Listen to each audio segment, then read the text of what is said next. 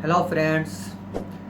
असदुद्दीन ओवैसी साहब यूपी में काफ़ी एक्टिव हो चुके हैं। अभी तक ये कुछ भी नहीं तो 9 या 10 सभाएं कर चुके हैं और इनके मजमे में, इनकी सभा में बहुत ज़्यादा लोग आते हैं और ये मुख्तलिफ लोगों से मिल भी रहे हैं जो अलग अलग पार्टी के लोग हैं। जैसे अखिलेश साहब के चचा से ये मुलाकात कर रहे हैं और अखिलेश साहब के चचा को भी हो सकता है ये जो गठबंधन बना हुआ है इस गठबंधन में शरीक होने की दावत दें। और इससे पहले भी आप सभी को पता होगा कि राजभर साहब के साथ इनका गठबंधन हो चुका है और राजभर साहब भी असदुद्दीन ओवैसी साहब के साथ गठबंधन में शरीक हैं। और कहा जा रहा है कि असदुद्दीन ओवैसी साहब के साथ अखिलेश यादव के जो चचा के यहाँ जो मुलाकात किया था, तो वहाँ मुलाकात के बाद चंद्रशेखर रावण से भी असदुद्दीन ओवैसी साहब ने मुलाकात की। इन सारी मुलाकातों का क्या माने, क्या मतलब है?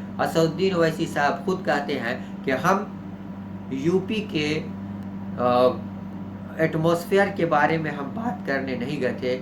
यूपी के जो वहाँ का आबो हवा है उसके बारे में, हम क्लाइमेट के बारे में बात करने नहीं गए थे। यानी कि उनका इशारा था कि जाहिर सी बात है इन लोगों से जो ये मुलाकातें कर रहे हैं अखिलेश यादव के चचा जान से, तो ये सारी चीज़ें, ये सारी बातें हो रही हैं यूपी के आगामी इलेक्शन से मुताल्लिक। यानी असदुद्दीन ओवैसी साहब काफ़ी आज एक्टिव हैं अपने सभाओं को लेकर और अपने कार्यक्रम को आगे बढ़ाने को लेकर और इन चीज़ों को लेकर कि किस तरीके से योगी सरकार को आने वाले इलेक्शन में हराया जा सके और योगी सरकार को, भाजपा सरकार को यूपी से किस तरीके से विदा किया जा सके।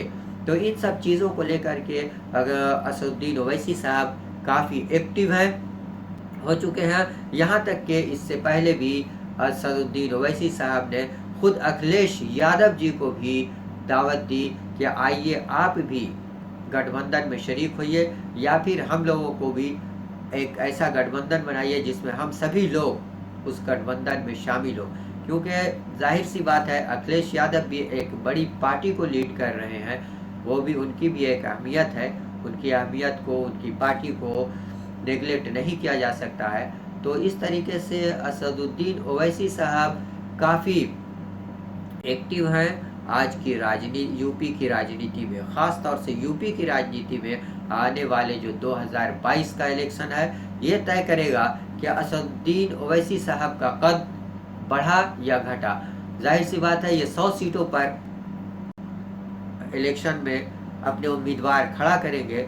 यानी कि जो यूपी की जो सीटें हैं, यानी 403 सीटें, उसका 25% असदुद्दीन ओवैसी साहब अपनी सीट पर खड़ा कर रहे हैं, अपने अपने उम्मीदवार खड़ा कर रहे हैं, AIMIM से खड़ा कर रहे हैं। तो इस तरीके से 25% में अगर कुछ परसेंट कम भी कर दिया जाए तो भी कुछ जीत ये हासिल करेंगे। और अगर हासिल नहीं भी करेंगे तो उन सब सीटों पर ये एक अहम रोल अदा करेंगे। इस तरीके से आने वाले दिनों में जो भी योगी सरकार को, भाजपा सरकार को हराना चाहता है, यूपी से बेदखल करना चाहता है, उन सभी को चाहिए कि वो एक्टिव हो और एक्टिव होने के साथ असदुद्दीन ओवैसी साहब और के साथ एक गठबंधन बनाए। नहीं तो जाहिर सी बात है असदुद्दीन ओवैसी साहब जिस कम्युनिटी से आते हैं, यानी मुस्लिम कम्युनिटी से, तो मुस्लिम कम्युनिटी में कम से कम 20%, 19.3 या ऑलमोस्ट 20% उत्तर प्रदेश में मुसलमानों की जनसंख्या है, मुसलमानों की संख्या है, मुसलमानों का आबादी है, पॉपुलेशन है। तो उस पर कुछ ना कुछ तो इफेक्ट डालेंगे असदुद्दीन ओवैसी साहब।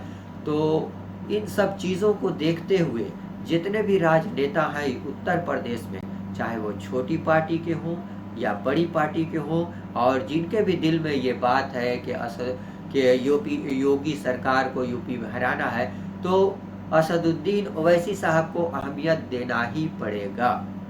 इन अदरवाइज योगी सरकार 2022 में भी भाजपा सरकार जीतेगी और योगी जी आगामी आने वाले इलेक्शन में जीतने के बाद वो मुख्यमंत्री बनेंगे, अगर असदुद्दीन ओवैसी साहब को नेगलेक्ट किया गया तो।